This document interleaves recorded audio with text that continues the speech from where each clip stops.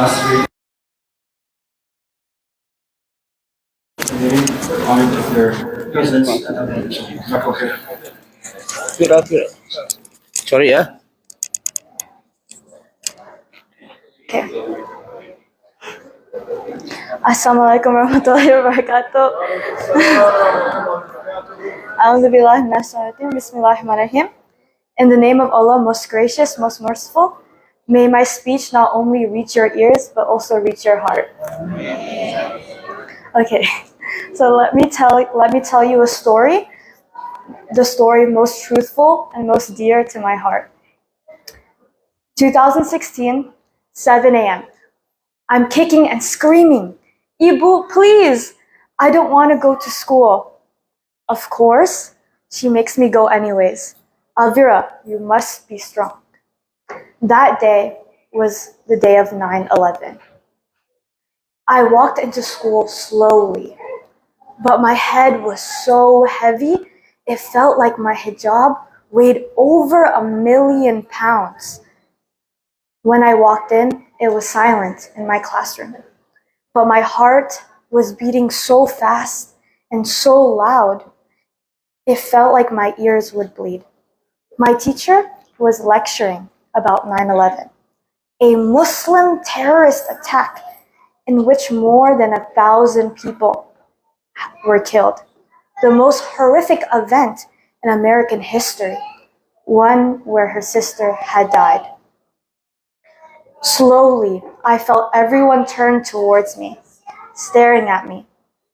Their eyes were glaring like bullets, like I was the one who had killed our teacher's sister.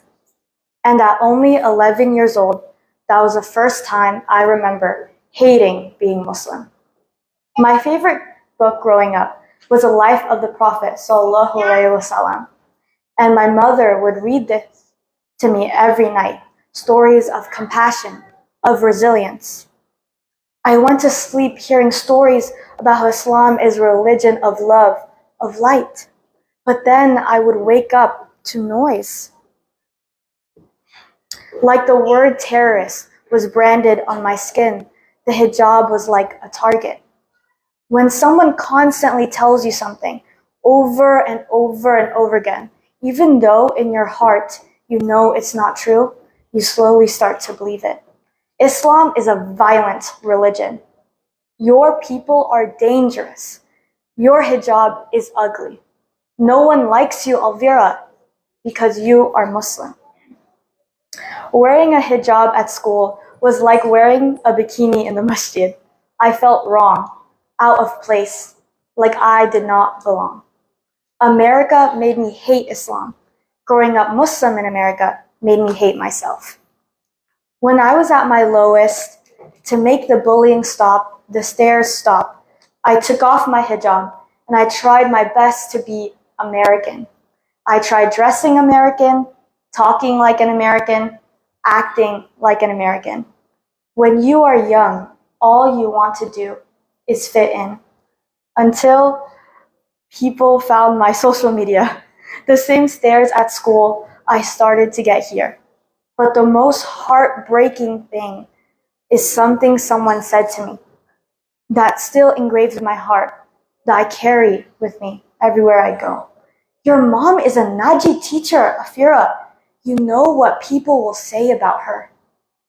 That was when my mind and my heart exploded.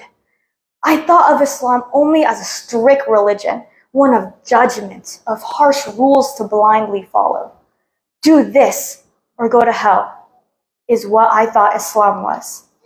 But surprisingly, when I was at my lowest, my most angry, my most confused, that's when I found Islam for myself. Pure Islam. When I chose to be Muslim, not because my parents forced me to, but for myself.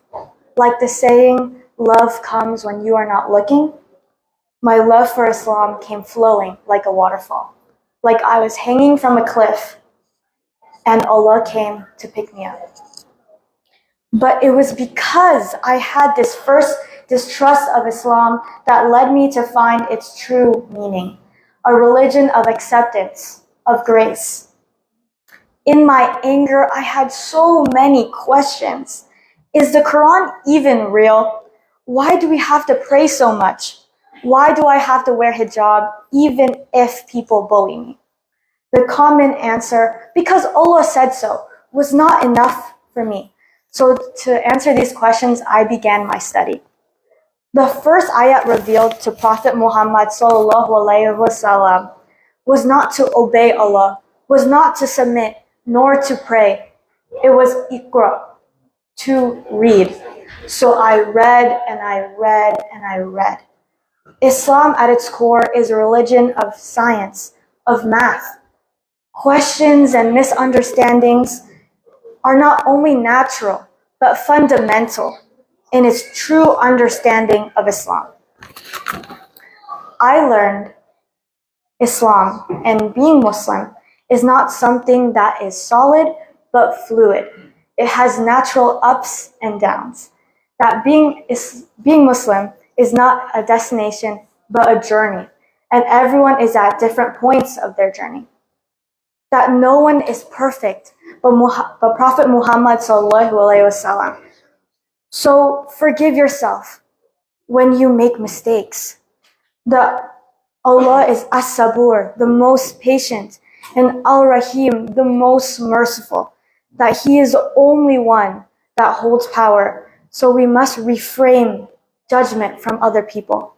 That Prophet Muhammad ﷺ cried every single night knowing of our struggles, that he believed in every single one of us. And because of him, we must love ourselves and believe in each other too. From my experience, being a Muslim in America takes three things. Number one, confidence. You must love yourself and believe in yourself to be strong enough to be different than everyone around you. And be proud because you are. Number two, knowledge. The true meaning of Islam is lost in culture and social media and fear. We must look past the noise and find the true, pure message. Number three, community. Living Muslim in America, especially as a young Muslim, you feel alone. You feel that you are different. You need community and a family to feel safe. A loving community that is kind, that is open, that is forgiving. I have dedicated my life to be and to make this open place for other Muslims that were struggling, just like me. Like creating a Muslim student association at my school, like volunteering for mosques and going to places like Muktamar and going to At-Thohir and the Islamic Center of West Valley with all of my friends. Finally, if I had one wish, one dream, I would go back in time to 2016, 7 a.m. on the day of 9/11 and give my younger self a hug. وَهُوَ مَعَكُمْ أَيْنَمَا كُنْتُمْ. Surat Al-Hadid, Ayat 4. Allah is always with you wherever you go. And whenever you guys are struggling, I want you to remember that now you don't only have your community with you, you also have Allah and Muhammad sallallahu alaihi wasallam.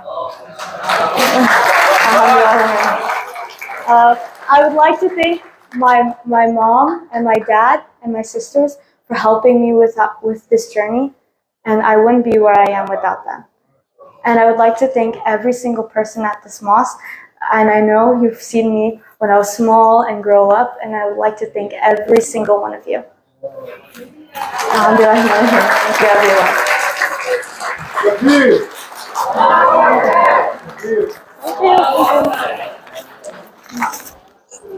Before we go into it, there's someone, one of the Very good. the car is blocking the parking lot, so it's a Toyota Camry. I'm not gonna point, so 9MHW269. 9MH269. Camry hitam.